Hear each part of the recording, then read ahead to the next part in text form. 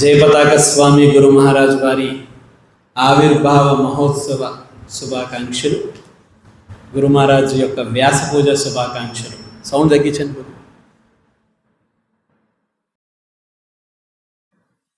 ముందుగా అందరికీ కూడా జయపతాక స్వామి గురు మహారాజ్ గారి వ్యాస పూజ శుభాకాంక్షలు. ఎంతమందికి తెలుసు గురు మహారాజ్ కోసం? చూసిన వారు, దర్శనం చేసుకున్న వాళ్ళు ఎంతమంది? గురు మహారాజుని దర్శనం చేసుకున్నారా అమ్మా? ఇక్కడ మీరెవరు దర్శనం చేసుకోలేదు, తెలియదు.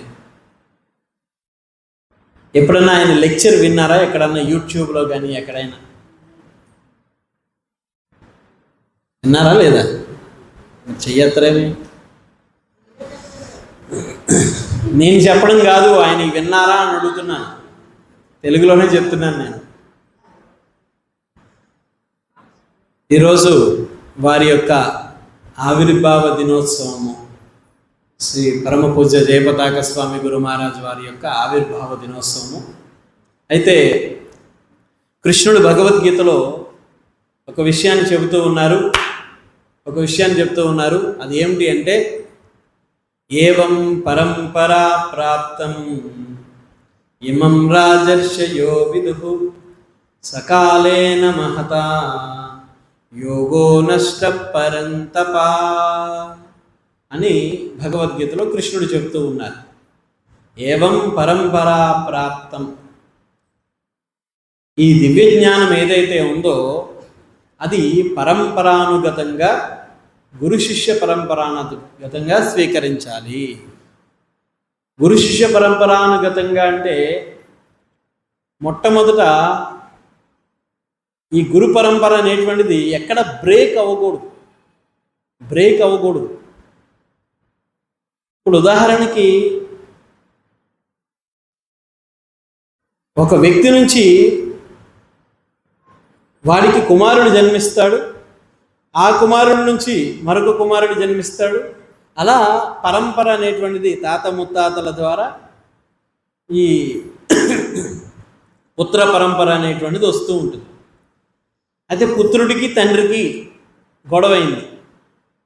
నువ్వు నా తండ్రివి కాదు అని అనేసాడు. అన్నంత మాత్రాన తండ్రి అవ్వకుండా అయిపోతాడా?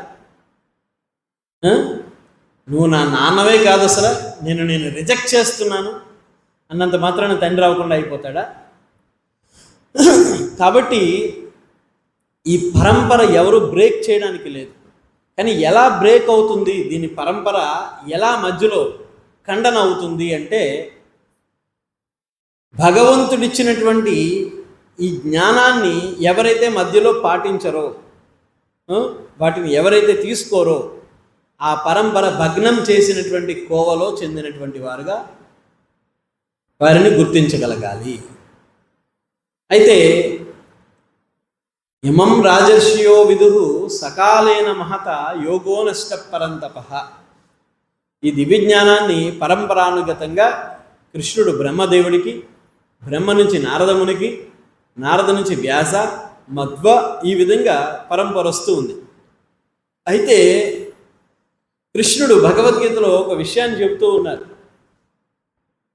మొట్టమొదట భగవద్గీత జ్ఞానాన్ని ఎవరికి ఉపదేశించాను అని కృష్ణుడు చెప్తున్నాడు? వివస్వానుడు అనేటువంటి ఒక సూర్య భగవానుడికి ఉపదేశించాను అంటున్నాడు. ఇమం వివస్వతే యోగం ప్రోక్తవాన్ హమమవ్యయం అంటున్నాడు. వివస్వానుడు అనేటువంటి సూర్య భగవానుడికి ఈ దివ్య జ్ఞానాన్ని ఉపదేశించాను అని కృష్ణుడు చెప్తూ ఉన్నాడు.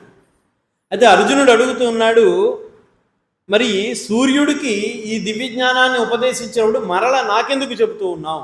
ఎలా రావాలి? అక్కడ పరంపరానుగతంగా రావాలి. ఇప్పుడు ఉదాహరణకి మీరందరూ వస్తున్నారు, చాలామంది. మీరందరికీ భగవన్నామ జపం చెయ్యాలి అనేది ఎలా తెలిసింది? నామజపం చేయాలని ఎలా తెలిసింది?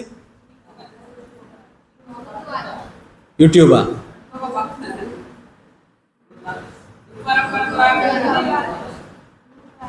గురువు ద్వారా తెలిసింది. ఇక్కడ మనకి శిక్షణ ఇచ్చేటటువంటి గురువు ద్వారా తెలిసింది. క్లారిటీగా ఉండాలి. శిక్షణ ఇచ్చేటటువంటి గురువు ద్వారా తెలిసింది. అలా కాకుండా నాకు రాత్రి కృష్ణుడు కల్లోకి వచ్చి ఈ జ్ఞానాన్ని ఉపదేశించాడు. ఈ మాయవాదులు చేసే పని అంతా ఇదే. మాయవాదులు చేసే పని అంతా ఇదే. వాడెవడో నేను దేవుడు దేవుడు దేవుడు అని చెప్పుకొని తిరిగేవాడు తమిళనాడులో. నేనే కృష్ణుడిని, నేనే రాముడిని, నేనే శివుడిని అని చెప్పుకొని తిరిగేవాడు. వాడి మీద కోర్టులో కేసేరు వీళ్ళందరూ కూడా కలిసి. కోర్టులో కేసేస్తే జడ్జి అడిగాడు, భగవద్గీత చెప్పమన్నాడు. కృష్ణుడు అర్ధగంటలో చెప్పాడంట భగవద్గీతని. సరే నువ్వు అర్ధగంటలో చెప్పు అన్నాడు. చారిత్రకమైనటువంటి శాస్త్రీయమైనటువంటి ఆధారాలు ఉన్నాయి కృష్ణుడు అరగంటలో భగవద్గీత చెప్పినట్టు.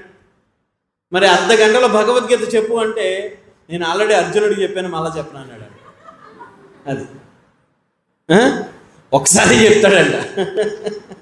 కానీ కృష్ణుడు ఏమంటున్నాడు భగవద్గీతలో? అర్థమైందా అని అడిగాడు లాస్ట్లో, చివరిలో. అర్థం కాకపోతే మళ్ళీ చెప్పడానికి నేను ప్రయత్నం చేస్తాను అన్నాడు కృష్ణుడు.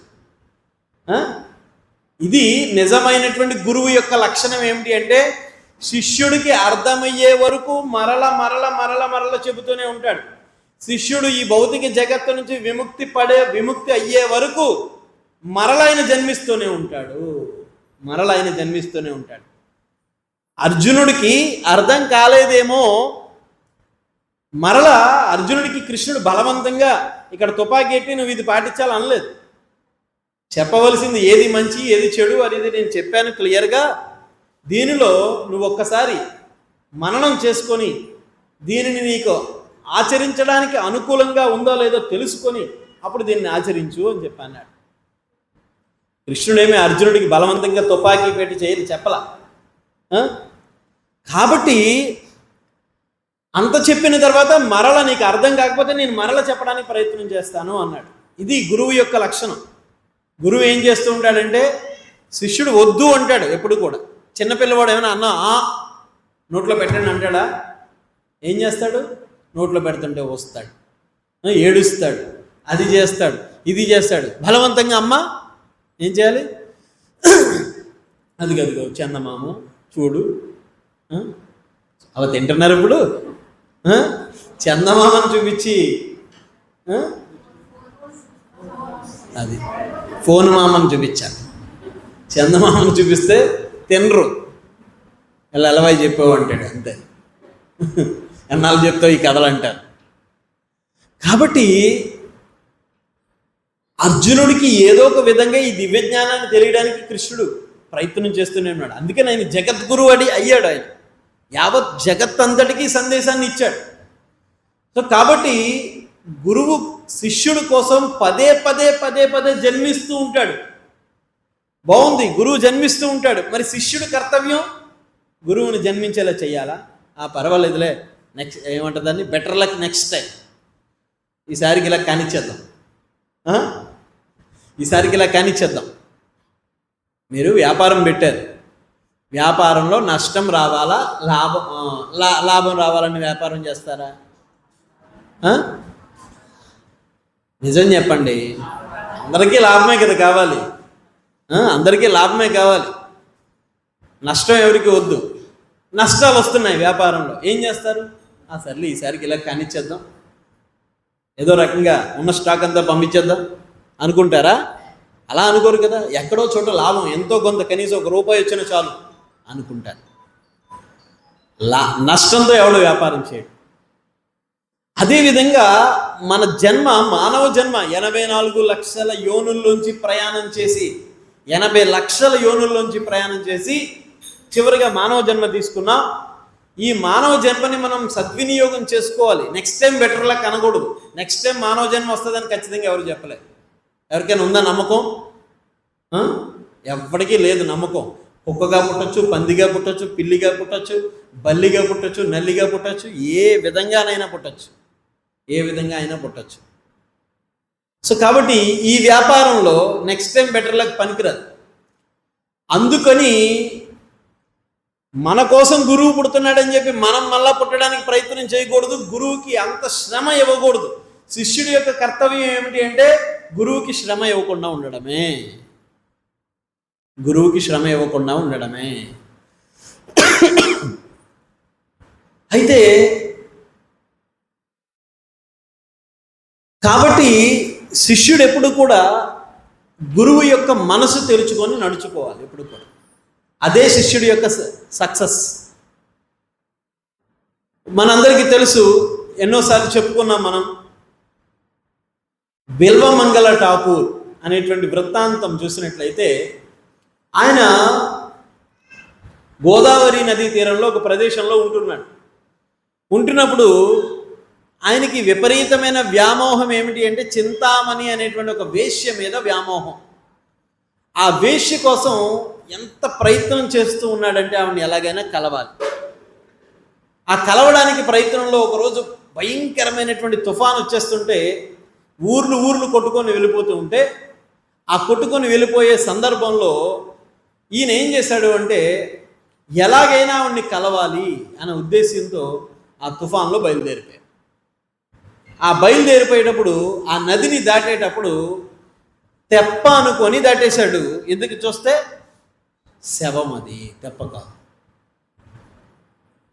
తర్వాత ఆవిడ 2 అంతస్తుల మేడ మీద ఉంటే ఆ మేడ ఎక్కడానికి ఒక మర్రి ఊడ పట్టుకొని పైకి ఎక్కేశాడు. ఎందుకు చూస్తే అది మర్రి ఊడ కాదు, పాము, కొండ చిలవ, అది పట్టుకొని ఎక్కేశాడు. అంటే ఆవిడని కలవాలి అని కుతూహలంతో, ఆసక్తితో ఏం చేస్తున్నాడు కూడా ఆయనకి ఏం తెలియట్లే. వెళ్ళిన వెంటనే ఇలా డోర్ ఓపెన్ చేసి చూస్తే, డోర్ నాక్ చేశాడు. డోర్ ఓపెన్ చేసి చూస్తే ఆవిడ చూసి ఆశ్చర్యపోయింది. అరే, ఇంత పెద్ద తుఫాన్లో ఎలా వచ్చావురా నాయనా, నీ మీద ఉండే ప్రేమ నన్ను ఈ విధంగా తీసుకొచ్చింది అంటే, ఒక్కసారి చీ కొట్టి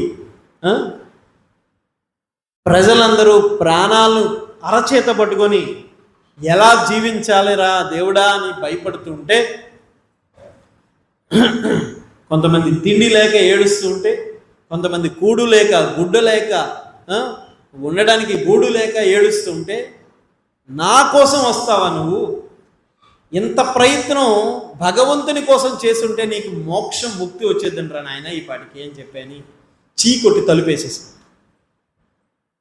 అంటే ఫైనల్గా అంతిమంగా ఎవరి కోసం నువ్వు ప్రయత్నం చేస్తావో ఆ ప్రయత్నం వికటించేసింది.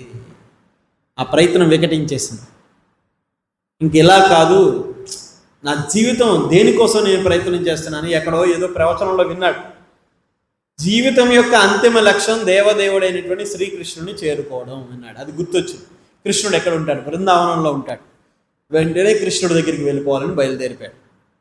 ఈ బయలుదేరే క్రమంలో దారిలో మళ్ళా దాహం వేస్తుందని చెప్పి ఒక నూయి దగ్గరికి వెళ్తే అక్కడ ఒక అందమైన స్త్రీని చూసి మళ్ళా వ్యామోహం చేసుకొని ఆవిడ దగ్గరికి వెళ్ళాడు. ఆవిడ ఏం చేసింది, నేను మిమ్మల్ని వివాహం చేసుకుంటానని స్త్రీని అడిగితే, ఆ స్త్రీ మా తండ్రి గారిని అడగాలి అని చెప్పి తీసుకొని వెళ్ళి తండ్రికి చూపిస్తే, అప్పుడు ఆ స్త్రీని చూడడానికి, స్త్రీతో మాట్లాడాలని, ప్రత్యేకంగా మాట్లాడాలి అని ఆవిడని పక్కకి తీసుకెళ్ళి మాట్లాడుతుంటే, ఒక్కసారి ఆవిడని చూడగానే వేశ్య అన్న మాటలు గుర్తొచ్చేసింది. వెంటనే ఆవిడ శరీరం, ఆవిడ తలకి పెట్టుకున్నటువంటి ఆ పక్క బిన్నెలు తీసుకొని కళ్ళకు పొడిచేసుకున్నాడు. అంటే అనుకుంటున్నాడు, ఈ కళ్ళు అనేటువంటివి ఉండడం మూలంగానే కదా నాలో ఈ వాంఛ పడుతుంది, కాబట్టి ఇవే లేకుండా చేసేస్తే అటువంటిది కుదరదు కదా. ఇవి కేవలం ఇంద్రియాలకు ద్వారాలు మాత్రమే, కానీ ఇంద్రియార్థములు లోపల ఉన్నాయి. ఇప్పుడు నీటి మోటారు ఆన్ చేయగానే పైప్ వస్తుంది. ఆ పైపుని బంధించేసాం మనం, నీళ్ళు రాకుండా. ఇటుపైపు అటుపైపు 2 పైపులు బంధించేసాం. మన మందిరంలో సేవ చేసే మామ ఉంటుంది, ఎప్పుడూ ఒకటే పని చేస్తుంది. ఏం చేస్తూ ఉంటుందంటే, డైరెక్ట్ మోటార్ వచ్చే ట్యాప్ కట్టేస్తుంది, పైకి నీళ్ళు వెళ్ళే ట్యాప్ కట్టేస్తుంది, మోటార్ మాత్రం ఆన్ చేసేస్తుంది. ఇలా చేయడం వల్ల 2 సార్లు మోటార్ పేలిపోయింది. అది కనీసం అట్లీస్ట్ కళ్ళు ఉండడం మూలంగా ఏది మంచి ఏది చేయడానికి కాస్త ఆలోచిస్తాడు. అన్నీ మూసుకున్నాం, ఏది చేయకూడదు, ఏది తినకూడదు, ఏది చూడకూడదు అని చెప్పి అన్నీ మూసుకున్నాం. అందుకే చెప్తారు రూపగోస్వామి, నిర్బంధ కృష్ణ సంబంధ అంటాడు ఆయన. రూపగోస్వామి నిర్బంధ కృష్ణ సంబంధ అంటారు. ఏది నిర్బంధించకూడదు, కృష్ణ సంబంధంగా మరల్చాలి. నిర్బంధిస్తే ఎక్కడ పేలిపోతుందో తెలియదు. ఈ పేలిపోయే క్రమంలో వీళ్ళు వాళ్ళు ఎవరు అని వ్యత్యాసమే చూడరు. రాక్షస ప్రవృత్తిలోకి వెళ్ళిపోతారు అందరూ కూడా. అందుకని ఇతను కంటిని పొడి చేసుకున్నాడు. కంటిని పొడి చేసుకొని ఇంకా నా జీవితం దీనివల్లనే కదా అని చెప్పి ఈ కళ్ళే లేకుండా ఉంటే పోయా అని చెప్పి కళ్ళు పొడి చేసుకొని అక్కడి నుంచి కళ్ళు లేకుండా నడుచుకుంటూ బృందావనానికి వెళ్ళిపోయాడు. బృందావనానికి వెళ్ళిపోయి బృందావనాన్ని ఇప్పుడు ఎలా చూడాలి, బృందావనాన్ని ఎలా చూస్తూ ఉన్నాడంటే అక్కడ ఉండేటువంటి సాధువులు వాళ్ళందరూ చెప్పినటువంటి మాటల్ని విన్నాడు, శ్రవణం చేశాడు. అందుకని మనం ఏం చేయాలి, చక్కగా శ్రవణం చేయాలి. ఏం చెప్తారు, శ్రవణాది శుద్ధ చిత్త కరోర్ హృదయ అంటారు. శుద్ధమైనటువంటి చిత్తముతో మనం ఎప్పుడైతే శ్రవణం చేస్తామో ఈ హృదయం కరిగిపోతుంది. మరి ఎందుకు మనం ఎన్ని చేసినా మన హృదయంలో పరివర్తన ఎందుకు రావట్లేదంటే ఇక్కడే లోపం, అంతే. ఈ శ్రవణం చేయడంలోనే లోపం. మనం ఏం చేస్తాం, చక్కగా శ్రవణం పీరియడ్ అంటే మంచి నిద్రపోవడానికి వచ్చే సమయం. రోజు రాత్రులు నిద్రపోతారా? ఏమైనా నైట్ డ్యూటీలు ఏమైనా ఉన్నాయా? పాపం ఇప్పుడు ఆడపిల్లలందరూ వర్క్ చేస్తున్నారు, వర్క్ ఫ్రమ్ హోమ్, ఆడపిల్లలు మగవాళ్ళు కూడా. అలాగే మీరు ఏమన్నా ఉదయం గృహిణులు, రాత్రులు ఏమన్నా వర్క్ ఫ్రమ్ హోమ్లు ఏమన్నా చేస్తున్నారా? చెప్పండి, కాస్త సుధామ సేవ పెంచుతాం మేము. ఎందుకంటే ఎక్స్ట్రా డ్యూటీలు చేస్తున్నారు కదా, 500 ఇచ్చే వాళ్ళని 1000కి చేస్తాం. ఎందుకంటే క్లాస్కి వచ్చి నిద్రపోతే ఎలాగండి, అది ఆ నిద్రపోకుండా ఆలకించాలి. ఆలకిస్తే అప్పుడు మనకి తెలుస్తుంది. అప్పుడైతే మనం చక్కగా శుద్ధ శ్రవణం చేస్తామో అప్పుడు ఏమవుతుంది, మన హృదయ పరివర్తన అనేటువంటిది వస్తుంది. శ్రీ జగన్నాథ్ బలదేవ్ సుభద్రా మహారాణికి ఆ హృదయ పరివర్తన అనేటువంటిది వస్తుంది. సో ఆయన ఎప్పుడో విన్నాడు, ఆ విన్నది ఇక్కడ అప్లై చేశాడు. బిల్వమంగళ ఠాకూర్ ఇక్కడ అప్లై చేశారు. అక్కడ కూడా కళ్ళు లేకపోయినా బృందావనంలో విన్నాడు. విన్నదాన్ని ఏం చేశాడంటే ఆయన ఆస్వాదించి కృష్ణుడి కోసం ఒక పుస్తకం రాయాలనుకున్నాడు. ఒక పుస్తకాన్ని రాయాలనుకునే కుతూహలాన్ని కలిగి ఉన్నాడు. ఎలా రాస్తాడు, గుడ్డివాడు ఎలా రాయగలుగుతాడు? రాయాలని కుతూహలం ఉంటే ఆ కుతూహలంతో సాక్షాత్ రాయడానికి కృష్ణుడే వచ్చేసాడు అక్కడికి. చిన్న పిల్లవాడిగా వచ్చేసి బాబా నేను రాస్తానన్నాడు. రాసే ముందు కృష్ణుడికి మంచి ప్రసాదాన్ని తీసుకొని ఇచ్చాడు. నువ్వెవరు అని అడిగాడు. అడిగితే నా పేరు గోపాల్, నేను ఇక్కడ ఆవులు కాస్తూ ఉంటాను అన్నాడు. కృష్ణుడికి మంచి తియ్యనైనటువంటి పాలని తెచ్చి ఇచ్చాడు. ఆ పాలను తాగుతూ ఉన్నాడు, చక్కగా రాస్తూ ఆయన చెప్తూ ఉన్నాడు. ఆయన పాలు తాగుతూ చెప్తూ ఉన్నాడు, ఈయన చక్కగా రాస్తూ ఉన్నాడు. రాస్తూ ఉంటే కృష్ణుడు రోజు ఏదో ఒక విధంగా ఏడిపించాలి, ఆట పట్టించాలి. ఒకరోజు ఆ పుస్తకం అంతా రచించేశారు, అయిపోయింది. ఆ రచన అంతా అయిపోయిన తర్వాత కృష్ణుడిని అడిగాడు, ఆ పిల్లవాడిని అడిగాడు, బాబు ఎలా రాసావు అంటే, ఎంత చక్కగా రాశానంటే పుస్తకం ముత్యాలని ఒక్కొక్కటి పేర్చినట్లుగా రాశాను అని చెప్పి అన్నాడు. ముత్యాలని ఒక్కొక్కటి పేర్చినట్లుగా రాశానన్నాడు. అయితే ఇంకేమి అద్భుతంగా రాసావు అన్నాడు. కానీ అన్నాడు. ఏంటి కానీ? ఈ కానీకి అర్థం ఏంటి? మనం కూడా చెప్తుంటాం కదా చాలాసార్లు, మీరందరూ కూడా గురు మహారాజు యొక్క సేవకి సిద్ధం కండి, ప్రభుపాదుల వారి యొక్క ఆశయాలు నెరవేర్చడానికి సిద్ధం కండి అంటే మేము సిద్ధం అంటారు. ఏదో బాహుబలిలో ఫైటింగ్ రెడీగా అయినట్టు మేము సిద్ధం అంటారు. అయిపోయిన తర్వాత కానీ ఈరోజు కాదు, అది ఈరోజు కాదు. సమాజంలో ఈరోజు మన దేశంలో పెద్ద పెద్ద సామ్రాజ్యాలు ఎందుకు కూలిపోయాయి? ఉం? మీకు తెలుసా విజయనగర సామ్రాజ్యం ఎంత అద్భుతం. ఎంతమంది వెళ్ళారు హంపి? ఇక్కడికి హంపి వెళ్ళారా ఎవరన్నా? చూడలేదా? చూస్తే రక్తం మరిగిపోతుంది తెలుసా, రక్తం మరిగిపోద్ది చూస్తే. రత్నాలు మనులు రాసులుగా పోసి అమ్మేవారంట తెలుసా. వివిధ దేశాల నుంచి వచ్చి అక్కడ కొనుక్కొని పట్టుకెళ్ళేవారంట. ఒక అనా పెడితే ఒక సోలం రత్నాలు ఇచ్చేవారంట. అలాంటి పరిస్థితి. కానీ ఇప్పుడు ఎలాంటి భయంకరమైన పరిస్థితి అయిపోయిందంటే, తవ్వి పడేశారు ఎక్కడన్నా ఏమైనా దొరుకుతాయేమో అని చెప్పి, అన్ని పగల కొట్టేశారు. ముస్లమాన్లు దాడి చేసి 3 గంటల్లో, చదివారా హిస్టరీలో? ఏమి యుద్ధం అంటారు దాన్ని? తల్లికోట యుద్ధం అంటారు తెలుసా మీకు? నేను చదవలేదు మీరు ఎవరు హిస్టరీలో? అలాగే మర్చిపోతే ఎలాగా చెప్పండి. తల్లికోట యుద్ధం అని చెప్పి ఆ యుద్ధం జరిగింది. శ్రీకృష్ణదేవరాయలు వారు మరణానంతరము ఆయన పరంపరలో వచ్చినటువంటి వాళ్ళు రాజ్యాన్ని పరిపాలిస్తూ ఉంటే అప్పుడు తల్లికోట యుద్ధం అని జరిగింది. ఆ యుద్ధం జరిగినప్పుడు ఈ గోల్కొండ నవాబులు ఇంకా కొంతమంది కలిసి, ఒక 5 ముస్లమాన్ రాజులు కలిసి దాని మీద దాడి చేసి, ఆ దాడిలో మొత్తం 3 గంటల్లో రాజ్యాన్ని సర్వనాశనం చేసి పడేశారు. వాళ్ళు సగం నాశనం చేస్తే మన వాళ్ళే సగం నాశనం చేసి పడేశారు. అక్కడ ఏమైనా దొరుకుతాయేమో తవ్వి తవ్వి తవ్వి. సో ఇవన్నీ, ఇటువంటి గొప్ప రాజ్యాలన్నీ ఎందుకు పతనం అయిపోయాయంటే, ఎందుకు పతనం అయిపోయాయంటే ఈ కాని అనేటువంటి వ్యక్తులు ఉండడం. అర్థమైందా? అన్నిటికీ మేము సిద్ధం అంటారు, కానీ కానీ అంటారు. ఎందుకు వచ్చింది కానీ? ఎక్కడి నుంచి వచ్చింది కానీ? మొట్టమొదటి కృష్ణుడే అన్నాడు. ఏమన్నాడు? కానీ అన్నాడు. ఏం చెప్పాడు కానీ అని? అంతా బాగానే వచ్చినాయి అక్షరాలు, కానీ ఇంకు పడిపోయింది దాని మీద అన్నాడు. సరదాగా అన్నాడుకి ఇంకు పడిపోయిందని, లాగి పెట్టి ఫట్ అని కొట్టాడు అంతే. ఎవరు? బిల్వమంగళ ఠాకూర్ కృష్ణుడిని బొగ్గ మీద గట్టి కొట్టాడు, లెంప మీద. అప్పుడు కృష్ణుడు ఏం చేశాడు? సాంగ్ వేసుకోలేదు, వెంటనే అలిగి వెళ్ళిపోయాడు.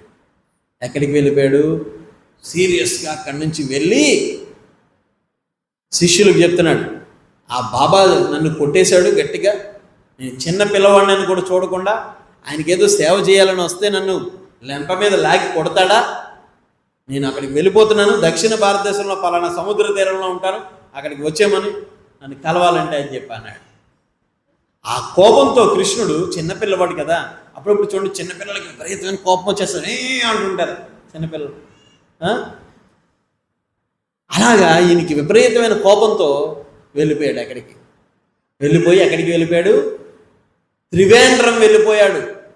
త్రివేంద్రం వెళ్ళిపోయి అక్కడ 21 కిలోమీటర్ల విస్తీర్ణంలో ఉన్నటువంటి అనంత పద్మనాభ స్వామి మూర్తిగా మారిపోయాడు.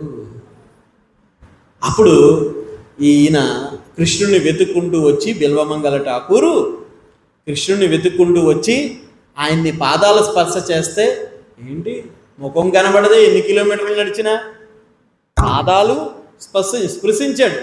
ఎప్పుడైతే పాదాలు ఇలా స్పృశించాడో కళ్ళు వచ్చేసినాయి. వెంటనే ఆశ్చర్యపోయాడు. ఇన్నాళ్ళు కృష్ణుడితో నేను పరాచికాలు ఆడానా అని చెప్పి ఆయన్ని ఇలా సేవిద్దామని చూస్తే ఎన్ని కిలోమీటర్లు వచ్చినా సరే ఆ విగ్రహం చిన్నదిగా లేదే.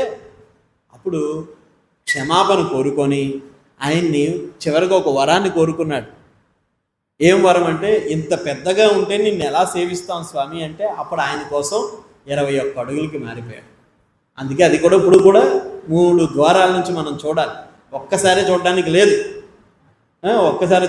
లేదు, మనం పాదములు ఒకసారి, నడుము భాగం ఒకసారి, ముఖారవిందం ఒక్కసారి చూడాలి.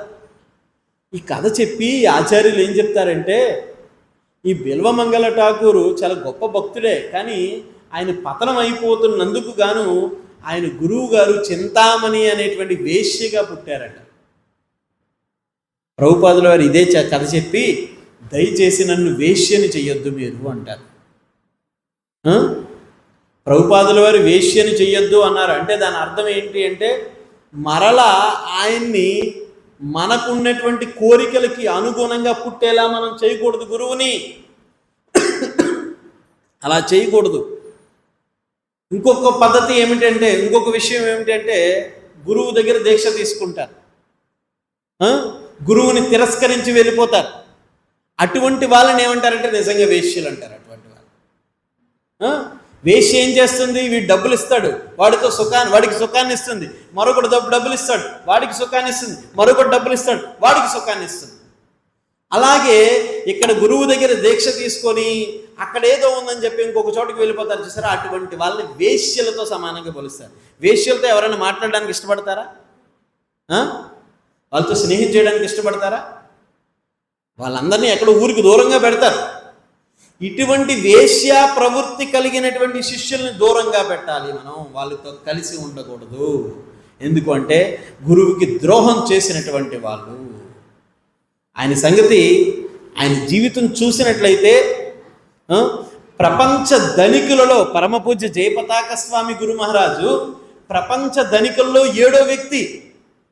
ప్రపంచ ధనికుల్లో ఆయన తండ్రి గారు ప్రపంచ ధనికుల్లో 7వ వ్యక్తి. అటువంటి ఆయన అన్నిటినీ త్యజించేసి ఈ యొక్క ఉద్యమంలో ప్రభుపాదుల వారికి సేవ చేయడానికి వచ్చారు. ఏమి మనకి అర్హత ఉందని ఆయన్ని మనం తప్పుపట్టడానికి? ఏం అర్హత ఉందని సరిపోతామా అసలు? ప్రభుపాదుల వారిని కానీ ప్రభుపాదుల వారి యొక్క శిష్యుల్ని కానీ మనం ఏదైనా అనడానికి? ఈరోజు నిన్న కాక మొన్న వచ్చినటువంటి ఫేమ్తో ఏం చేస్తున్నారంటే ఇష్టం వచ్చినట్టు ప్రభుపాదుల వారి శిష్యుల్ని ఒక బ్యాచ్ ఇష్టం వచ్చినట్టు మాట్లాడుతూ ఉంది.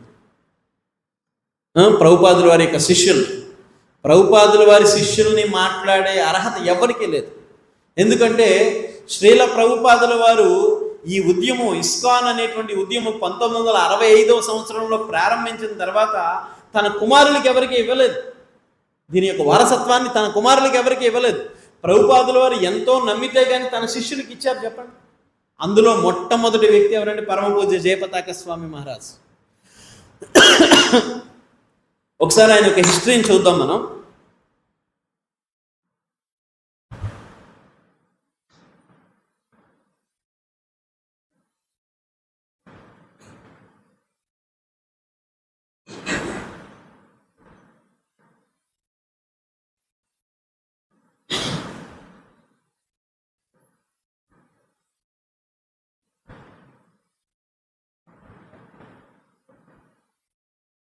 పూజ్య జయపతాక స్వామి మహారాజ్ వారు ఏప్రిల్ 9వ తారీఖు, అంటే డేట్ ప్రకారం అయితే ఏప్రిల్ 9వ తారీఖు, తిథి ప్రకారం అయితే శ్రీరామనవమి అయిపోయిన తర్వాత వచ్చేటటువంటి ఏకాదశి, దాన్ని కామదా ఏకాదశి అంటారు. ఆ ఏకాదశి రోజు 1949లోని అమెరికాలో విస్కాన్సిస్లోని మిల్వాకీలో జన్మించారు. మిల్వాకీ అనేటువంటి నగరంలో జన్మించారు. కానీ జయపతాక స్వామి మహారాజు వారు మిల్వాకీ నుండి మాయాపూర్ వరకు ఆయన ప్రయాణం ఏమిటి, ఆయన పయనం ఎలా జరిగింది అనేటువంటిది ఒక పుస్తకాన్ని రచించారనమాట. సో అందులో ఎన్నో మహారాజు గారు చేసినటువంటి ఎన్నో అద్భుతాలు ఆ పుస్తకంలో మనకి కనిపిస్తూ ఉంటాయి. మొట్టమొదట ఆయన అమెరికాలో ఒక పేరుగాంచినటువంటి యూనివర్సిటీలో ఆయన పట్టభద్రులు అయ్యారు. అది అయిన తర్వాత నుంచి బేసిక్గా బైబత్ వారు క్రిస్టియన్ కుటుంబంలో జన్మించినా సరే మన భారతీయ సంస్కృతి అంటే ఎంతో ఇష్టం. ఈ సంస్కృతిలో భాగంగానే ఆయన బుద్ధుని యొక్క బోధనలకి చాలా ఆకర్షితులయ్యారన్నమాట. అయితే కొన్ని రోజులకి ఈ బుద్ధ భగవానుడి యొక్క, అంటే ఆయన జీవితం ఎలా పరివర్తన చెందింది, ఎలా ఆయన సర్వస్వాన్ని పరిత్యజించి శాంతి మార్గంలో ఎలా ప్రయాణించారు, ఇవన్నీ తెలుసుకున్న తర్వాత ఇంకా తెలుసుకోవాలి, భారతదేశం కోసం ఇంకా ఏదైనా తెలుసుకోవాలన్న ఉద్దేశంతో ఒకరోజు స్వామి ప్రభుపాదుల వారి యొక్క శిష్యులు కొన్ని కరపత్రాలు ముద్రిస్తూ ఉన్నారన్నమాట. ఆ కరపత్రాలు ముద్రిస్తూ ఉంటే త్వరలో శాన్ ఫ్రాన్సిస్కో నగరంలో రథయాత్ర, జగన్నాథుని యొక్క రథయాత్ర జరగబోతుంది అన్న విషయం తెలుసుకున్నారు. తెలుసుకున్న తర్వాత ఒక 15 రోజుల ముందు ఈ శాన్ ఫ్రాన్సిస్కో నగరానికి పరమపూజ్య జయపతాక మహారాజ్ చేరుకొని అక్కడ జయానంద ప్రభు అని ఈ ఇస్కాన్లో మొట్టమొదట రథయాత్ర చేసినటువంటి ఆయనే జయానంద ప్రభు అని ఆయన్ని కలుసుకోవడం జరుగుతుంది. కలుసుకున్న తర్వాత ఈ రథాలు తయారు చేసేటటువంటి సేవలో జయపతాక స్వామి గురు మహారాజ్ ముందు సేవలో పాల్గొన్నారు. రథాలు తయారు చేసే సేవ అంటే ఆ రోజు జగన్నాథ రథయాత్ర జరిగింది. జగన్నాథ రథయాత్రలో ఎంతో ఉత్సాహంగా చురుగ్గా ఆ రథయాత్ర సేవలో పాల్గొన్న తర్వాత, రథాలు తయారు చేయడంలో పాల్గొన్న తర్వాత అప్పటి నుంచి స్వామి జయపతాక స్వామి మహారాజ్ వారికి రథయాత్రలు అంటే చాలా ఇష్టం. మనం ఎప్పుడైనా సరే మహారాజ్ గారి దగ్గరికి వెళ్ళి, మహారాజ్ మేము మా ఊర్లో రథయాత్ర చేయాలనుకుంటున్నాం, మీరు ఒక్కసారి వస్తే అని మనం ఆహ్వానిస్తే వెంటనే సిద్ధమైపోతారు రావడానికి. రథయాత్ర అంటే అంత ఇష్టం మహారాజ్ గారికి. మహారాజుకి ఆ రథయాత్ర అయిన తర్వాత ఒక కృష్ణాష్టమి వచ్చింది. ఆ కృష్ణాష్టమి ఉత్సవాల్లో పాల్గొన్న తర్వాత మహారాజ్ గారు త్వరలో రాధాష్టమి ఉత్సవము రాబోతుంది. ఈ కృష్ణాష్టమి రథయాత్రలో స్వామి ప్రభుపాదుల వారిని జయపతాక స్వామి గురు మహారాజ్ కలుసుకున్నారు. మొట్టమొదటిసారి ఎప్పుడైతే ప్రభుపాదుల వారిని మహారాజ్ గారు కలుసుకున్న తర్వాత ప్రభుపాదుల వారు చాలా ఆనందపడ్డారు. ఆయన నీ పేరు ఏమిటి అని అడిగారు. నీ పేరేమిటి అనగానే జాన్ గౌర్ధన్ అన్నారు. అంటే ప్రభుపాదుల వారు మొట్టమొదట ఆయన ఏమన్నారంటే జాన్ తీసేశారు పక్కకి, గౌర్ధన్ అన్నారు. అంటే గౌర్ అంటే ఎవరు? గౌర అంటే ఎవరు? చైతన్య మహాప్రభు. ధన్ అంటే ధనం, చైతన్య మహాప్రభు యొక్క ధనం నువ్వు అన్నారు. ఆ రోజు ప్రభుపాదుల వారికి హృదయంలో కలిగింది, మాయాపూర్లో ఒక భవ్యమైనటువంటి సుందర మందిర నిర్మాణం చెయ్యాలి అని భక్తి వినోద్ ఠాకూర్ మహారాజ్ యొక్క కోరిక. ఎందుకంటే భక్తి వినోద్ ఠాకూర్ మహారాజ్ ఊహించారు అక్కడ భవ్యమైనటువంటి మందిరం రాబోతుంది అని ఊహించారు. సో దానిని నిజం చేయగలిగేటటువంటి వ్యక్తి ఎవరంటే జయపతాక స్వామి మహారాజ్. ఈరోజు చెట్టు పేరు చెప్పి పళ్ళు అమ్ముకునే వాళ్ళు చాలామంది తయారైపోయారు ఈ మూమెంట్లో కూడా. అసలు ఆయనంటూ లేకపోతే ఈరోజు ఇస్కాన్ ఉద్యమం ఈ రకంగా ఉండేది కాదు. స్వామి ప్రభుపాదుల వారు పరంపదించిన తర్వాత ఈ ఉద్యమాన్ని ఎంతో ఉధృతంగా ముందుకు తీసుకెళ్లారు ప్రభుపాదుల వారు. జయపతాక స్వామి మహారాజు యొక్క శిష్యులు చాలామంది, అలాగే జయపతాక స్వామి మహారాజు యొక్క సమకాలీకులు సన్యాసులు ఎంతోమంది. వీళ్ళందరూ కూడా ఈరోజు ఈ ఇస్కాన్ అనేటువంటి చెట్టు పేరు చెప్పి కొంతమంది దుర్మార్గులు వాళ్ళు ఏం చేస్తున్నారంటే చెట్టు పేరు చెప్పి పళ్ళు అమ్ముకుంటూ ఉన్నారన్నమాట.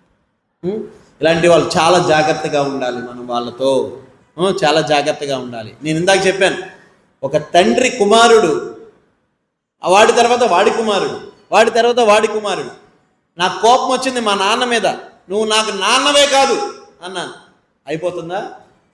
నువ్వు నాకు నాన్నవే కాదు అనుకుంటే అయిపోతుందా? ఆ విధంగా ప్రభుపాదుల వారి నుంచి శిష్యులుగా జయపతాక స్వామి మహారాజు ఉన్నారు, రాధానాథ్ స్వామి మహారాజు ఉన్నారు, లోకనాథ్ స్వామి మహారాజు ఉన్నారు, గోపాలకృష్ణ మహారాజు ఉన్నారు. ఆ విధంగా పరంపరానుగతంగా వస్తుంది. మధ్యలో ప్రభుపాదే మాకు ఇంకెవరూ లేరు అనడానికి లేదు. అన్నాడంటే వాడికన్నా ఫూల్ ఎవడో లేడు. ఇంకా వాళ్ళకి పరంపర భగ్నం అయిపోయింది, కట్ అయిపోయింది, పరంపర లేదు వాళ్ళకి. అలా అనుకునే వాళ్ళకి పరంపర లేదు. అటువంటి వాళ్ళతో జాగ్రత్తగా ఉండండి, అటువంటి వాళ్ళని ఎంకరేజ్ చేయకండి, అటువంటి వాళ్ళతో సహవాసం చేయకండి. తర్వాత గురు మహారాజు దగ్గర దీక్ష తీసుకొని గురు మహారాజుని కాదని బయట తిరిగేటటువంటి వాళ్ళతో మనం గురువుకి దూరంగా, అంటే గురువుకి వ్యతిరేకంగా ఉండేటటువంటి వాళ్ళతో మనం జాగ్రత్తగా ఉండాలి. అయితే స్వామి ప్రభుపాదుల వారు మొట్టమొదట ప్రభుపాదుల వారిని జయపతాక స్వామి మహారాజు కలుసుకున్న తర్వాత త్వరలో రాధాష్టమి రాబోతుంది. రాధాష్టమి రాబోతున్న సమయంలో జయపతాక మహారాజు వారికి ప్రభుపాదుల వారు మీకు దీక్ష ఇవ్వాలి అనుకుంటున్నాను అన్నారు. ఏంటి కనిపించి ఎన్నాళ్ళయింది? రథయాత్ర ఎప్పుడు వచ్చింది? ఎప్పుడు వచ్చిందండి రథయాత్ర? జూన్ మాసంలో వస్తుంది కదా, జూన్ జూలై మాసంలో వస్తుంది. అక్కడికి కృష్ణాష్టమి ఎన్ని రోజులు ఉంటుంది? ఆగస్టు 1-2 నెలల్లో వచ్చేస్తుంది. ఆగస్టులో కృష్ణాష్టమి తర్వాత 15 రోజులకి రాధాష్టమి వస్తుంది. రాధాష్టమికి ఆయనకి మొదటి దీక్ష ఇచ్చేశారు, మరలా వెంటనే రెండో దీక్ష ఇచ్చేశారు. ఏది? బ్రాహ్మణ దీక్ష ఇచ్చేశారు. 1 సంవత్సర కాలంలోనే జయపతాక స్వామి మహారాజు అప్పటికే దీక్ష ఇచ్చి ఒక టెంపుల్కి అధ్యక్షుడిగా చేసేశారు, ఒక మందిరానికి అధ్యక్షుడిగా శ్రీ ప్రభుపాదుల వారు జయపతాక స్వామి మహారాజుని చేసేశారు. మరల 1 సంవత్సరానికి ఆయనకి సన్యాసాన్ని కూడా ఇచ్చేశారు.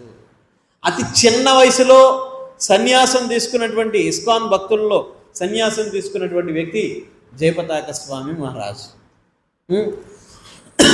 జయపతాక స్వామి మహారాజు వారికి ప్రభుపాదుల వారి యొక్క ఆజ్ఞ ఏమిటి అంటే 50,000 మంది శిష్యుల్ని నువ్వు తయారు చేయాలి అన్నారు. 50,000 మంది శిష్యుల్ని తయారు చేయాలన్నారు, డిసైబుల్స్. కానీ ఇప్పుడు ఎంతమంది ఉన్నారు తెలుసా జయపతాక స్వామి మహారాజుకి? 80,000 మంది కన్నా ఎక్కువ ఉన్నారు ఈరోజు శిష్యులు. 80,000 మంది కన్నా ఎక్కువ ఉన్నారు. ప్రభుపాదుల వారి యొక్క కోరికని తీర్చడానికి ఆ విధంగా ఆయన ముందుకున్నారు. తర్వాత చాలా అనేక రకాలైనటువంటి డిపార్ట్మెంట్స్లో చాలా సీనియర్ భక్తులుగా జయపతాక స్వామి మహారాజులు ఉండి సేవలు అందిస్తూ ఉన్నారు. అలాగే శ్రీధామ్ మాయాపూర్ కమ్యూనిటీ ఏదైతే ఉందో, ఇస్కాన్ ప్రపంచ హెడ్ క్వార్టర్స్ అనమాట శ్రీధామ్ మాయాపూర్ అనేటువంటిది. ఆ ఇస్కాన్ హెడ్ క్వార్టర్స్లో 50,000 మంది భక్తులు వచ్చి ఉండడానికి వసతి సౌకర్యాన్ని జయపతాక స్వామి మహారాజు ఏర్పాటు చేశారు. 50,000 మంది భక్తులు వచ్చి ఉండడానికి. అలాగే ఈరోజు మనం అక్షయపాత్ర అని చెప్పి పెట్టుకొని తిరుగుతున్నాం. అక్షయపాత్రకి ఎంత భోజనం పెడుతున్నారు, అంత భోజనం పెడుతున్నారు, ఇవన్నీ. అసలు ఇవంతా మొదలు పెట్టింది ఎవరంటే జయపతాక స్వామి మహారాజే. మొట్టమొదట ఒకరోజు ఒక రాధాష్టమి పర్వదినం రోజు మాయాపూర్లో కొంతమంది పిల్లలు ఆ రోజు ఒక రాధాష్టమి ఉత్సవానికి భక్తులందరూ తినేసిగా పడేగా ప్లేట్లు ఏవైతే ఉంటాయో ఆ ప్లేట్లతో కొన్ని కుక్కలు ఆ ప్లేట్లు తింటూ ఉంటే, ఆ ప్లేట్లు మిగిలిపోయిన వస్తువులు తింటుంటే కొంతమంది పిల్లలు ఆ కుక్కలతో కోట్లాడి ఆ వస్తువులు తింటూ ఉన్నారు. ఆ తింటూ ఉంటే చూసి ప్రభుపాదుల వారి యొక్క మనసు చెలించిపోయింది. అది చూసి తట్టుకోలేక ప్రభుపాదుల వారు జయపతాక మహారాజుకి ఒక ఆజ్ఞ ఇచ్చారు. మన ఇస్కాన్ మందిరం ఎక్కడైతే ఉంటుందో 20 కిలోమీటర్ల విస్తీర్ణంలో ఎవరు ఆకలితో ఉండకూడదు అని ప్రభుపాదుల వారు జయపతాక మహారాజుకు ఒక ఆజ్ఞ ఇచ్చారు. ఆ రోజు జయపతాక మహారాజు మొదలుపెట్టారు ఫుడ్ ఫర్ లైఫ్, ఈ అన్నదాన అన్నామృత, ఈ అక్షయ పాత్ర అనేటువంటి దాన్ని ప్రభుపాదుల వారు యొక్క శిష్యులైనటువంటి జయపతాక స్వామి మహారాజు మొదలుపెట్టారు. సో తర్వాత ప్రపంచవ్యాప్తంగా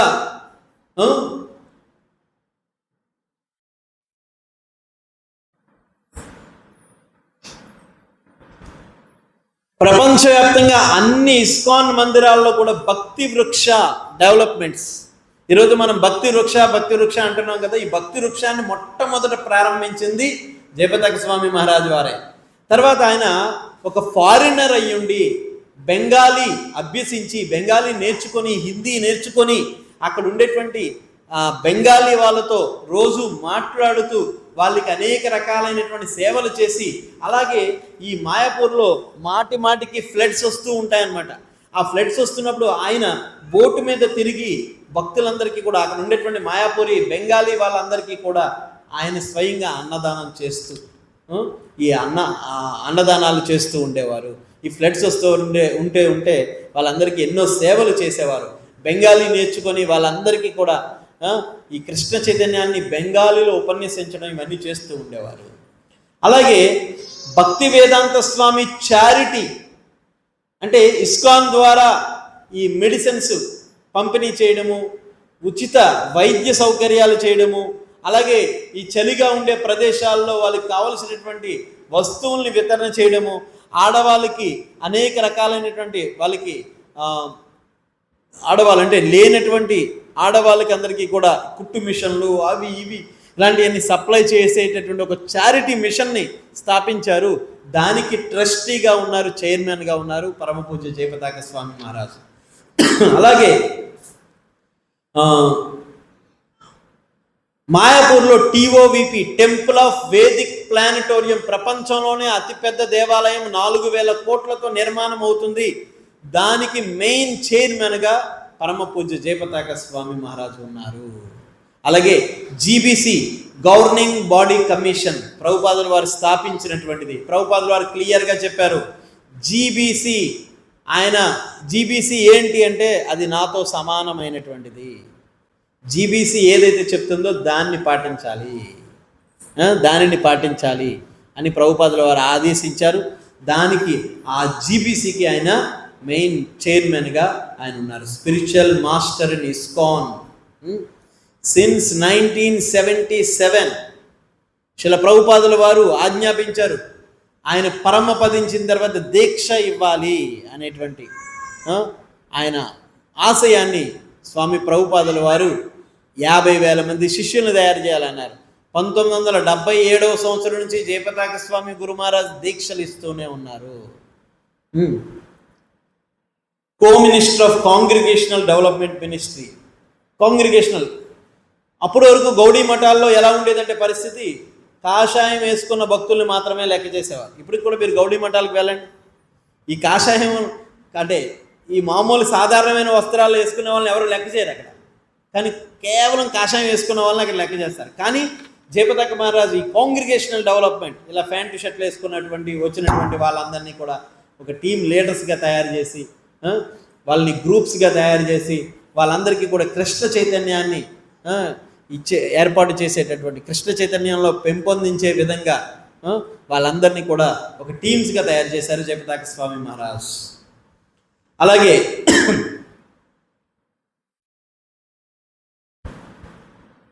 నవద్వీప మండల పరిక్రమ, ఈరోజు ప్రతి సంవత్సరం కూడా నవద్వీప మండల పరిక్రమ చాలా అద్భుతంగా జరుగుతుంది. లక్షల మంది భక్తులు ఆ పరిక్రమలో పాల్గొంటారన్నమాట. ఆ మొట్టమొదటి పరిక్రమని 1974వ సంవత్సరంలో జయపతాక స్వామి మహారాజ్ ప్రారంభించారు. అంటే ప్రభుపాదు పరమపదించక ముందు నుంచి జయపతాక మహారాజ్ దాన్ని ఆర్గనైజ్ చేశారు 1974వ సంవత్సరంలో. అలాగే ఆదర్ ఆఫ్ వైష్ణవ కే, చైతన్య మహాప్రభు యొక్క భావాన్ని అందరికీ తెలియపరచాలి అనేటువంటి విధంగా కొన్ని పుస్తకాలని కూడా రచించారు. అందులో ముఖ్యమైనటువంటిది వైష్ణవ కే అనేటువంటి పుస్తకం. అంటే నీవు ఎటువంటి వైష్ణవుడివి అనేటువంటి ఒక పుస్తకం రచించారు. ఆ పుస్తకం చదివితే మనం ఏంటో తెలుస్తుంది అన్నమాట, మనం ఏ స్థాయిలో ఉన్నాము. అలాగే వృందావన్ భజనామృత్, అలాగే గోద్రుమ కల్పతరు అనేటువంటి పుస్తకాన్ని, తర్వాత గౌరాంగ, ఇటువంటి పుస్తకాలన్నింటినీ కూడా శ్రీ పరమ పూజ్య జయపతాక స్వామి మహారాజ్ రచించారు. ఇది నేను ఇప్పుడు చెప్పబోయే లెక్క ఎప్పుడుదంటే 2005వ సంవత్సరంలో లెక్కలు ఇప్పుడు చెప్తున్నాను అనమాట. అంటే ఇంకా ఉంది, 2005 నుంచి ఎన్ని సంవత్సరాలు గడిచింది, ఇంకెన్ని సంవత్సరాలు ఉంది, 20 సంవత్సరాలు అయింది కదా. దానికి 20 సంవత్సరాల ముందు ఆయన ఫ్లైట్ జర్నీస్ అనమాట 7,82,906 కిలోమీటర్లు తిరిగారంట ఫ్లైట్లో. ఎందుకు? ప్రపంచమంతా ప్రచారానికి, ఊరికిన ఫ్లైట్లో పిక్నిక్లు ట్రిప్పులకు కాదు, ప్రచారానికి. నెంబర్ ఆఫ్ ఫ్లైట్స్ 325 ఫ్లైట్లు ఎక్కారంట. రోడ్ జర్నీ 25,942 కిలోమీటర్లు రోడ్ జర్నీ చేశారు. ట్రైన్ జర్నీ 16,029 కిలోమీటర్లు ఫ్లైట్ జర్నీ ట్రైన్ జర్నీ చేశారు. అలాగే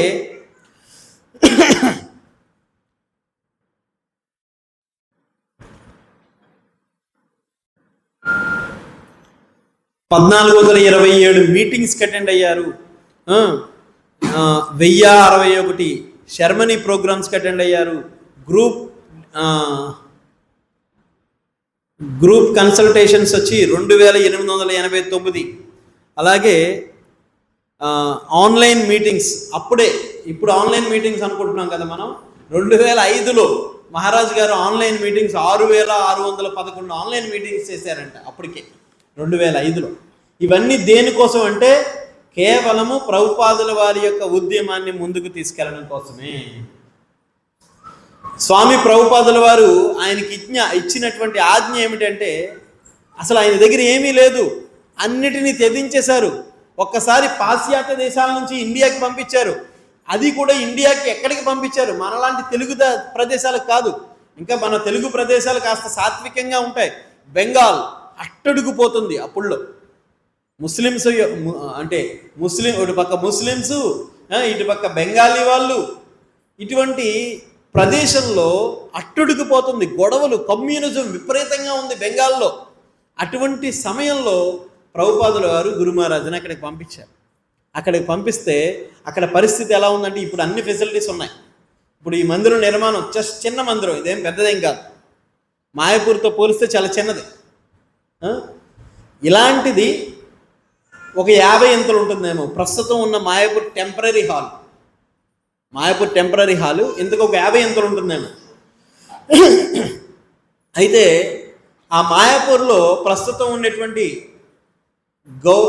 పంచతత్వ హాలు, రాధామాధవ్ హాల్, అలాగే ఒక భక్తులు అంతర్జాతీయ వసతి నిలయం, ఇవి నిర్మాణం చేయడానికి శ్రీ చైతన్య మహాప్రభు యొక్క నామాన్ని ప్రచారం చేయడానికి ప్రభుపాదుల వారు ఎక్కడికి పంపిస్తే మాయాపూర్కి, అక్కడ పరిస్థితి ఎంత ఘోరాతి ఘోరంగా ఉందంటే, ఆయన చాలామంది భక్తుల యొక్క సహకారంతో ఈ మెటీరియల్ అవన్నీ కూడా అక్కడ వేయిస్తే దొంగలు పట్టుకొని వెళ్ళిపోతూ ఉండేవారు అనమాట. దొంగలు పట్టుకొని ఆయన పొద్దున్న పాపం మొన్న కూడా అక్కడ అమ్మవారి మందిరం నిర్మాణం చేస్తున్నారు. రేపు ఉదయం స్లాబ్ వేయాలి. ఈరోజు రాత్రి అన్ని స్లాబ్ వేయడానికి అన్ని కట్ చేసి పెట్టుకున్నారు. రాత్రికి రాత్రి ఒక్క ఊస కూడా లేకుండా పట్టుకొని వెళ్ళిపోయారు. అంటే చూడండి, వీళ్ళకి దేవుడు అనే భయం కూడా లేదు. ఎవరికి దేవుడు అనే భయం కూడా లేదు. అలాగా జయపతాక మహారాజ్ వారు భక్తుల సహకారంతో ఇవన్నీ నిర్మాణం చేయడానికి ఆ ఐరన్ అవన్నీ పెడితే పట్టుకొని వెళ్ళిపోతూ ఉండేవారు. ఇలా కాదని చెప్పి ఆయన ఒక ఫారినర్, ఆయన శరీరం ఎలా ఉంటుంది? తెల్లని శరీరం. ఆ తెల్లని శరీరంతో అటువంటి వ్యక్తి ఆ బయట దోమతెరలు కట్టుకొని అక్కడ పడుకునేవారు అన్నమాట, కాపలా కాస్తూ. ఎంత కఠినం! అంతవరకు కాదు, అట్లీస్ట్ ఈ మందిరం నిర్మాణం చేసినప్పుడు మీరు ఎంతమంది వచ్చారు? అంటే దీని రూపురేఖలు ఇలా ఉండకముందు ఎంతమంది చూశారు? అడవిలో ఉండేది, ఇక్కడ అంతా కూడా అడవిలో ఉండేది. ఆ పిల్లడికి తెలుసు, కౌశిక్కి. అర్ధరాత్రి 2 గంటలకు కూడా మేము ఇక్కడికి మెటీరియల్ వేయించడానికి వచ్చేవాళ్ళం అన్నమాట. అంత భయంకరంగా ఉండేది. ఇప్పుడు అంతా బాగానే ఉంది. అయినా సరే ఎంత బాగున్నా కూడా ఇక్కడ కూర్చొని సేవ చేయడానికి ఎక్కడ లేని పెయిన్ మనకి, కొంతమంది షో క్యారెక్టర్స్ వస్తుంటారు, చూస్తే అర్థమైపోతుంటుంది. షో చేస్తూ ఉంటారు కూర్చొనమాట, ఫోటోలు తీయడం, అట్లా షో అనమాట అంతా. సో భక్తి మార్గంలో ఈ షో పనికిరాదు. ఈ షో ఉంటే నువ్వు ఇక్కడే షోలు వేసుకొని కూర్చోవాలి అంతే.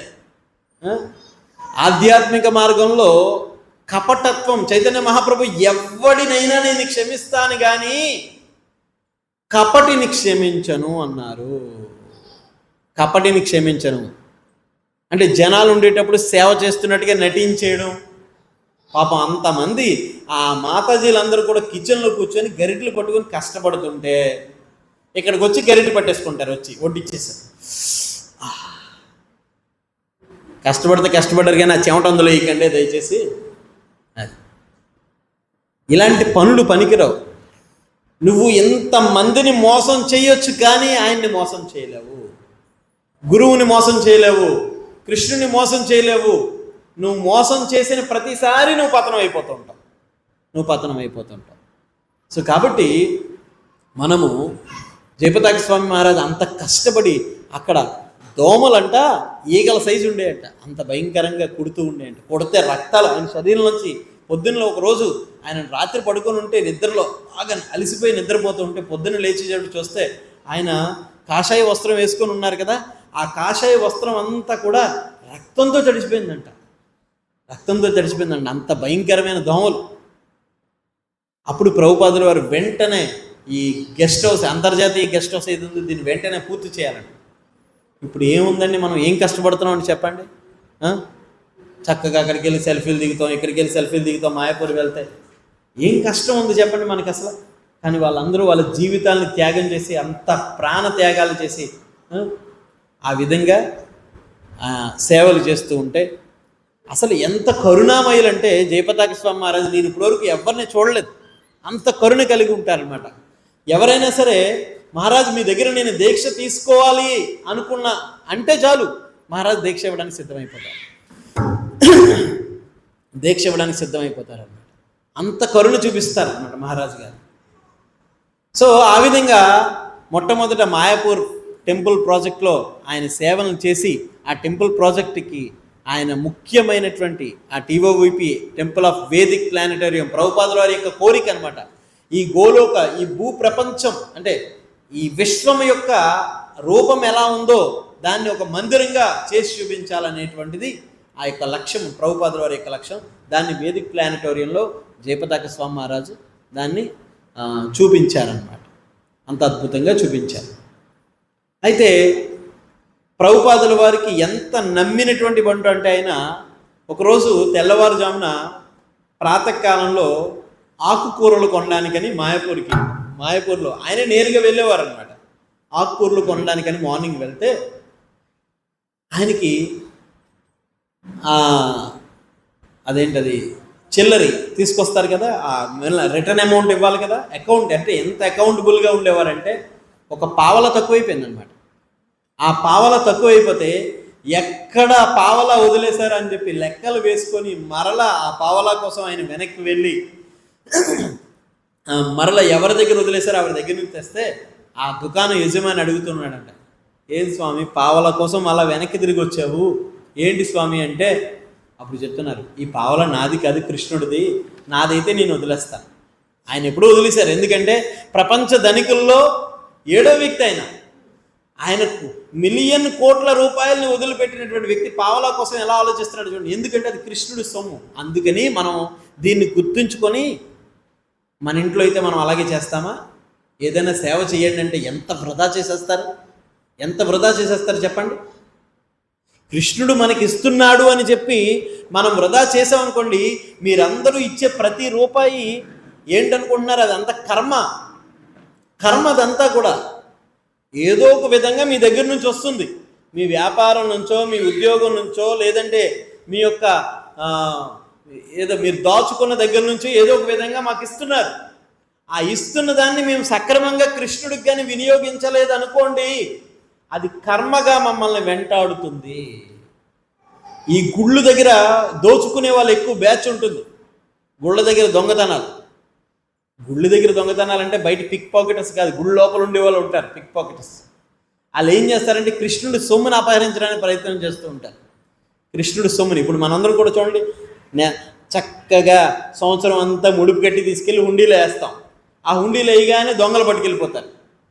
ఎంత విచిత్రమైన సంఘటన అంటే, మొన్న ఒక హైందవ సంఘాల మీటింగ్ జరిగితే ఆ మీటింగ్లో వాళ్ళు చెప్తున్నారు, తిరుమల తిరుపతి దేవస్థాన హుండీలో వేసేటటువంటి డబ్బుని కేవలం 2% మాత్రమే వెంకటేశ్వర స్వామికి ఉపయోగిస్తున్నారంట.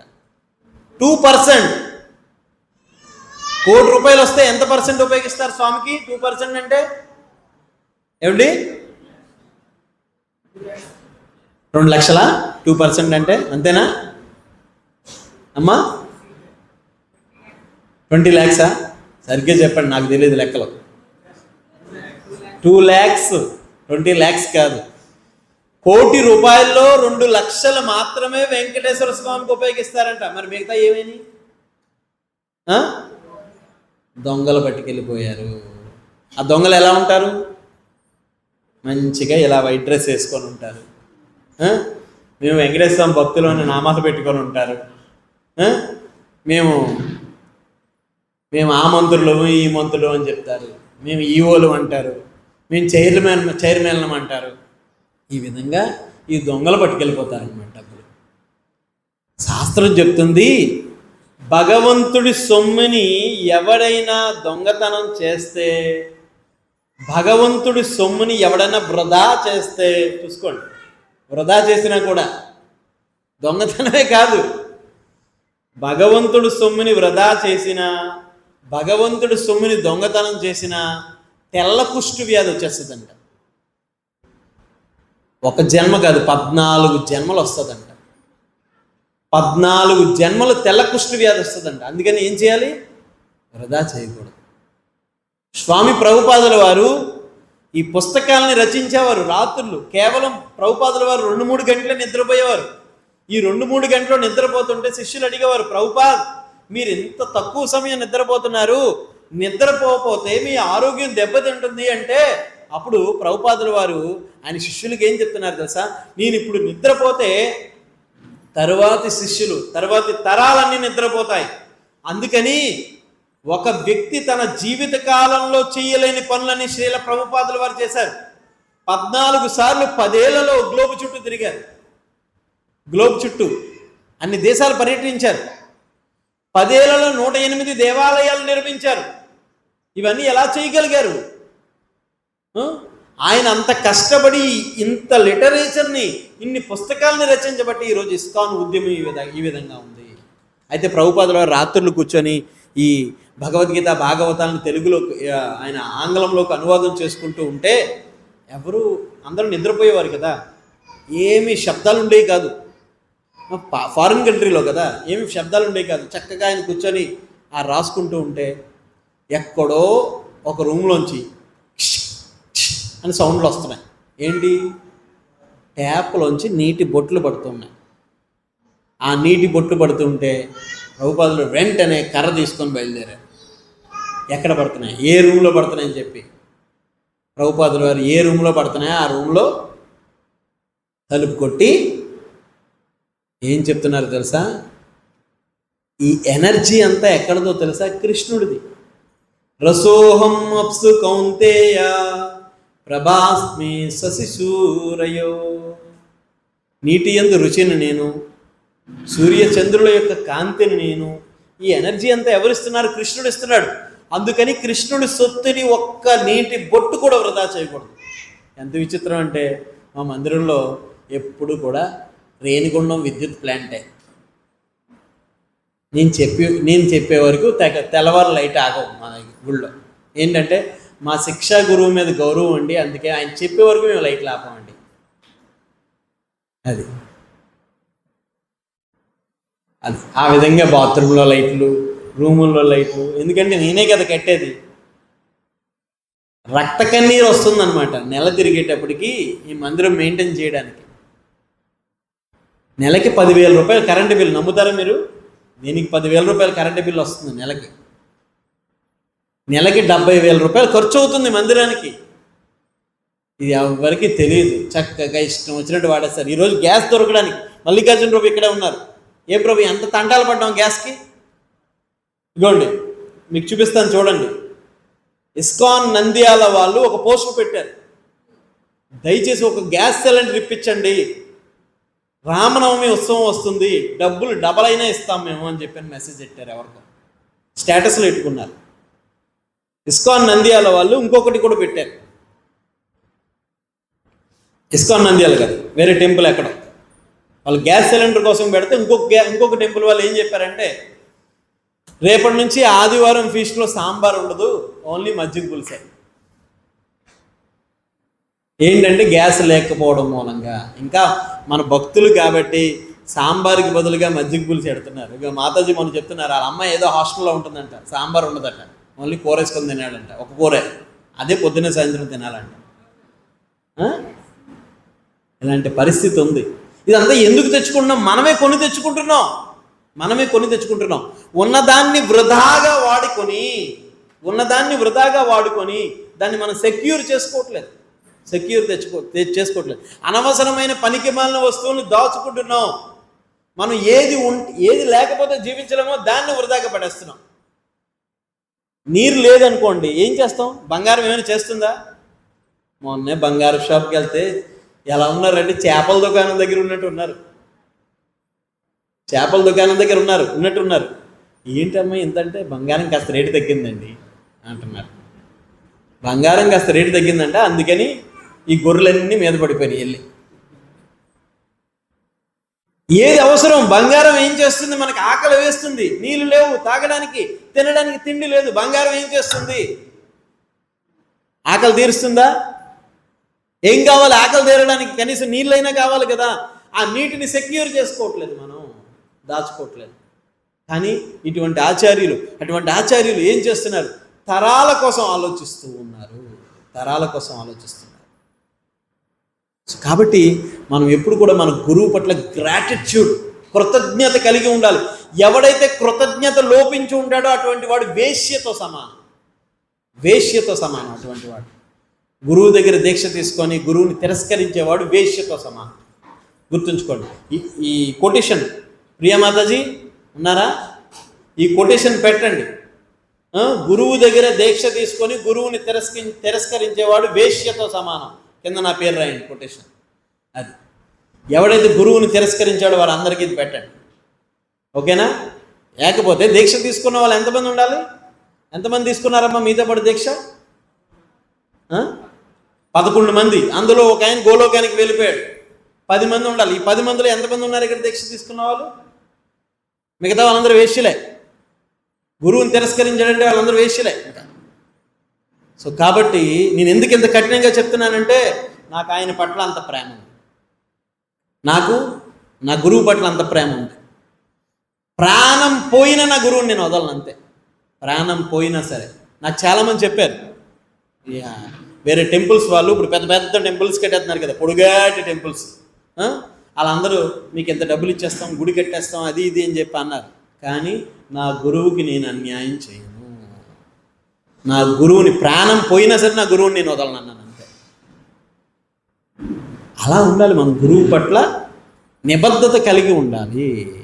ఎందుకంటే ఆయన లేకపోతే మనల్ని గోలోకానికి ఎవడు తీసుకెళ్ళడు. సో అంటే నాకున్న ఆయనతో నాకున్న సంబంధం ఏమిటి అంటే,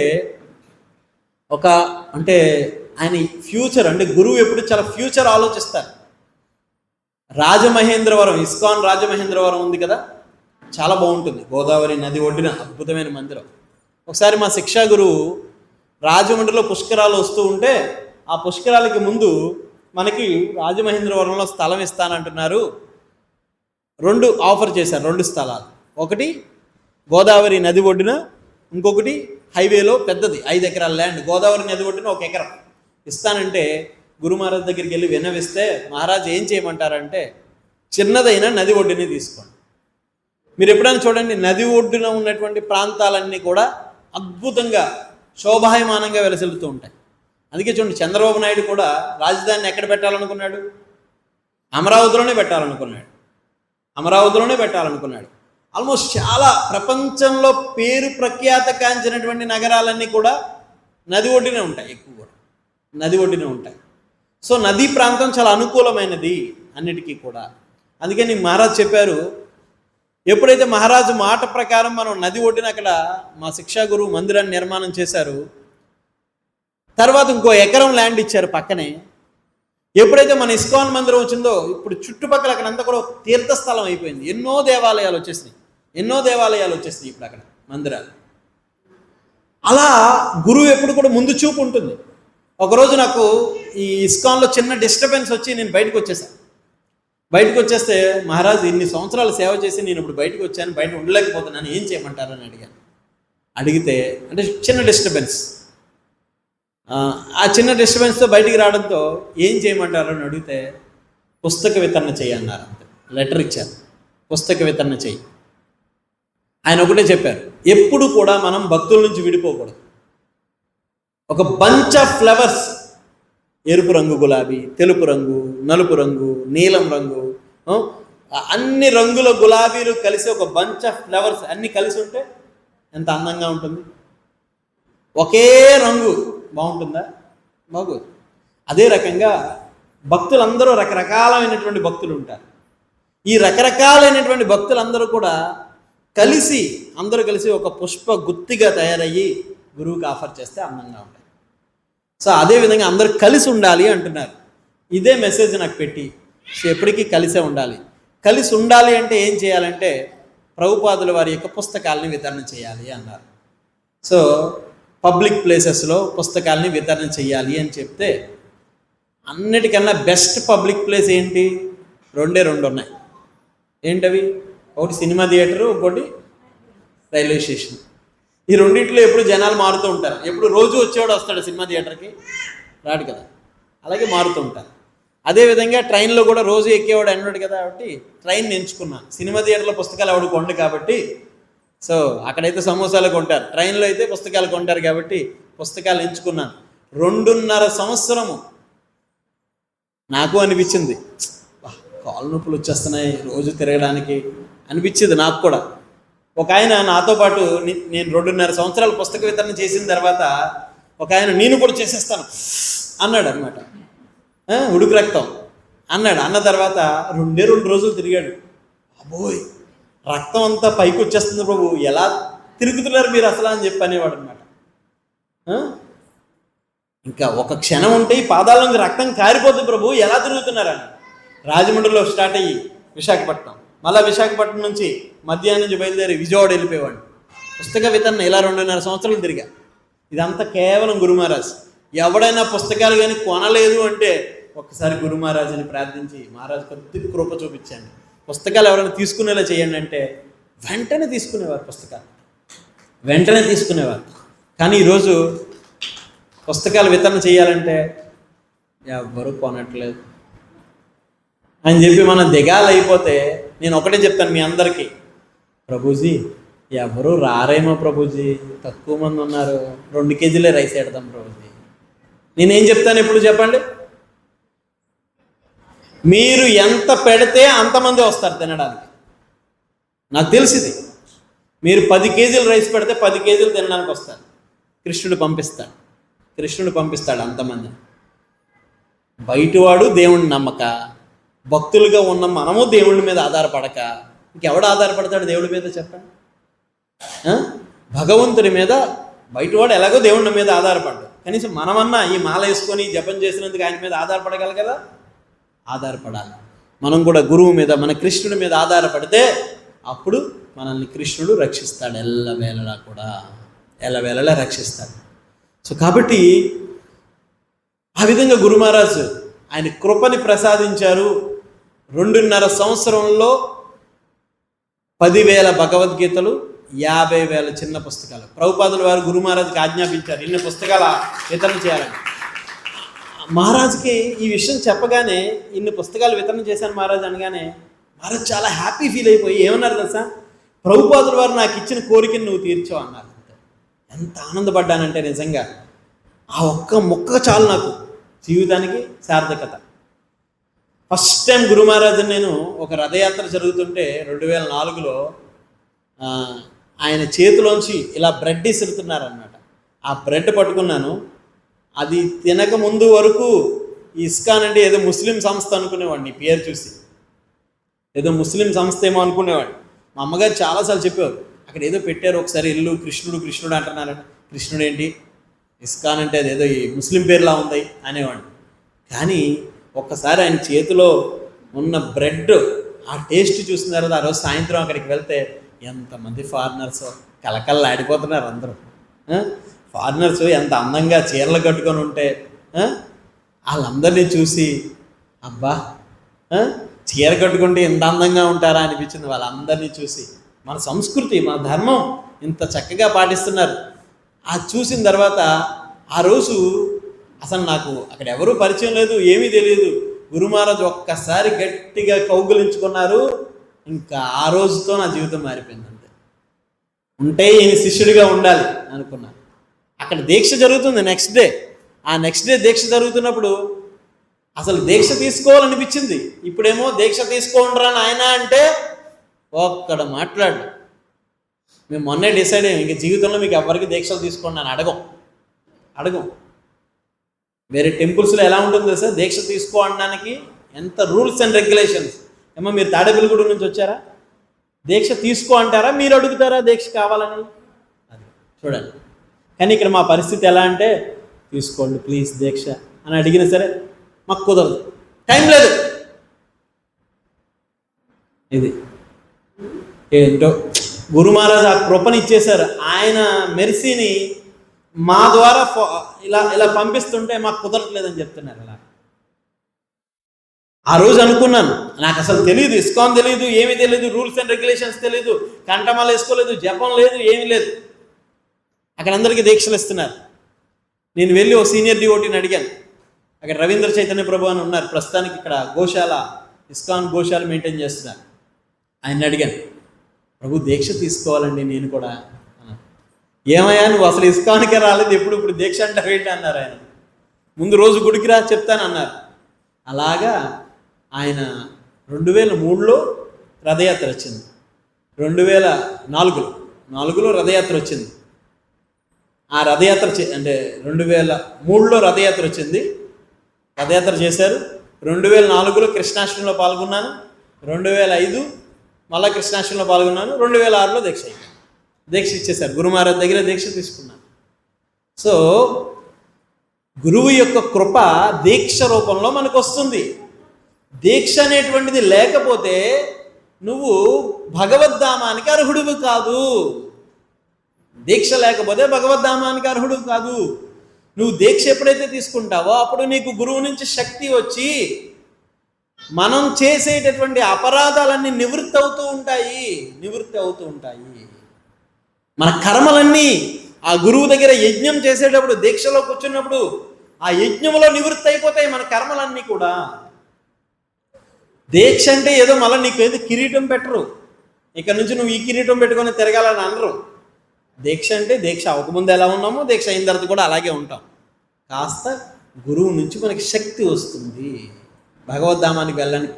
అంటే ఇప్పుడు ఒక్కసారి ఆలోచించండి, దీక్షకి దీక్ష కానోడికి తేడా ఏంటంటే, దీక్ష అంటే థర్డ్ ఏసీ రైలు ప్రయాణం, దీక్ష కాకపోతే జనరల్ టికెట్ ప్రయాణం. అది జనరల్ టికెట్ ప్రయాణం వెళ్ళొచ్చు, వెళ్ళకపోవచ్చు, మధ్యలో ఎవడైనా దింపేయచ్చు, లేకపోతే రద్దీగా ఉందని మనమే దిగిపోవచ్చు, ఎవడో ఫైన్ వేసి మనల్ని బయటికి తోసేయచ్చు. కానీ థర్డ్ ఏసీ రైలు ప్రయాణం ఖచ్చితంగా చేరుకుంటాం, ఖచ్చితంగా ఫెసిలిటీ అనుభవిస్తాం, ఖచ్చితంగా హ్యాపీగా ఉంటాం. సో అది దీక్షకి దీక్ష కాకపోవడానికి తేడా. హరే కృష్ణ. ఏమైనా సందేహాలు ఉన్నాయా, డౌట్స్? సో ఇవాళ మహారాజు గారు వ్యాస పూజ కాబట్టి ఒక్క అర్ధ గంట టైం ఇస్తున్నాను.